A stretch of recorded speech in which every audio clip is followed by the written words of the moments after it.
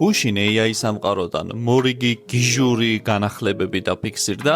ერთი მხრივ გამოუშვა ანთროპიკმა Claude Opus 4.6 მოდელი, ხოლო მეორე მხრივ OpenAI-მ გამოუშვა ChatGPT Codex 5.3 მოდელი კოდირებისთვის სპეციალურად და სიმართლე გითხრათ მთელი ღამე გუშინ ამ ორი მოდელის დახმარებით ვაგებდი აგენტებს VS Code-ში ამ ორი მოდელის გაფართოების საშუალებით Opus 4.6 თავისი ახალი უძლიერესი ფუნქციონალით აგენტების გუნდის ერთობლივი მუშაობის შედეგად ვაგებდი აგენტებს, ხოლო ChatGPT Codex 5.3 ახლად გამოსული მოდელი უბრალოდ ამოწმებდა ყველაფერს, არეპორტებდა და მაწვდიდა ყველანაირ ხარვეს. სიმართლე გითხრათ, რაღაცა შედარების ცხრილებზე ChatGPT Codex 5.3-მაც კი აჯობა Opus 4.6, თუმცა გრძელვადიანი სესიებისთვის, როცა პარალელური მუშაობა გვჭირდება სხვადასხვა დავალებაზე, ამ შემთხვევაში Opus 4.6 Claude არის შეუდარებელი. ხოლო რაც შეეხება სისწრაფეს და უფრო მოკლე ხანგრძლივობის სესიებს, ამ შემთხვევაში ChatGPT